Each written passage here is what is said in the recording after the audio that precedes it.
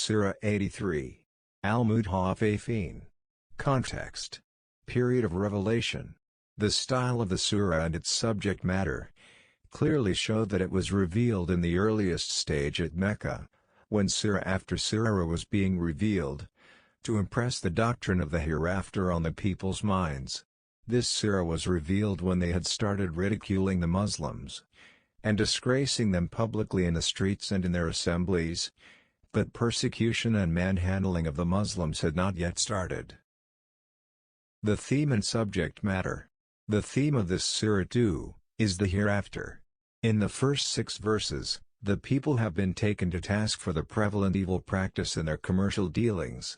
When they had to receive their due from others, they demanded that it be given in full, but when they had to measure or weigh for others, they would give less than what was due.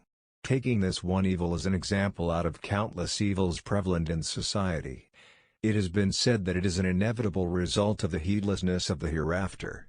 Unless the people realize that one day they would have to appear before God and account for each single act they performed in the world, it was not possible that they would adopt piety and righteousness in their daily affairs. Even if a person might practice honesty in some of his less important dealings in view of honesty is the best policy, he would never practice honesty on occasions when dishonesty would seem to be the best policy.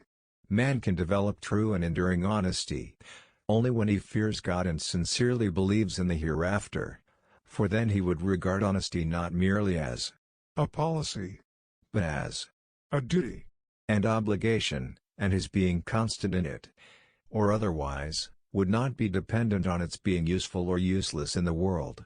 Thus, after making explicit the relation between morality and the doctrine of the hereafter, in an effective and impressive way, in verses 7 to 17, it has been said, "The deeds of the wicked are already being recorded in the black list of the culprits, and in the hereafter, they will meet with utter ruin."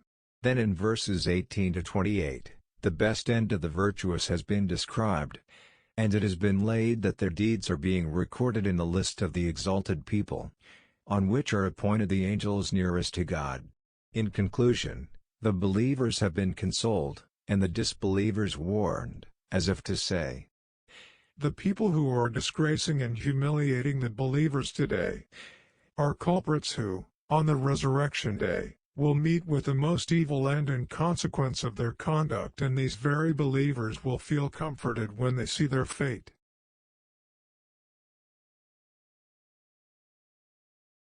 Surah 83. Al-Mutaffifeen. In the name of God, the most compassionate, the most merciful. Woe to those who give less than due, who when they take a measure from people, take in full. But if they give by measure or by weight, to them, they cause loss. Do they not think that they will be resurrected for a tremendous day, the day when mankind will stand before the Lord of the worlds? No. Indeed, the record of the wicked is in Sijin. And what can make you know it is Sijin? It is their destination, recorded in a register, inscribed. Woe that day to the deniers, who deny the day of recompense. And none deny it, except every sinful transgressor. When our verses are recited to him, he says, legends of the former peoples. No.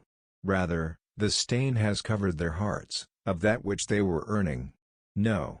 Indeed, from their Lord, that day, they will be partition. Then indeed they will enter and burn, in hellfire. Then it will be said to them, this is what you used to deny. No. Indeed, the record of the righteous is in Illiyun. And what can make you know it is Illiyun? It is their destination, recorded, in a register inscribed, which is witnessed by those brought near to God. Indeed, the righteous will be in pleasure, on adorned couches, observing. You will recognize in their faces the radiance of pleasure. They will be given to drink pure wine, which was sealed. The last of it is musk. So for this, let the competitors compete. And its mixture is of tasneem, a spring, from which those near to God drink. Indeed, those who committed crimes used to laugh at those who believed. And when they passed by them, they would exchange derisive glances. And when they returned to their people, they would return jesting. And when they saw them, they would say, "Indeed those are truly lost." But they had not been sent as guardians over them.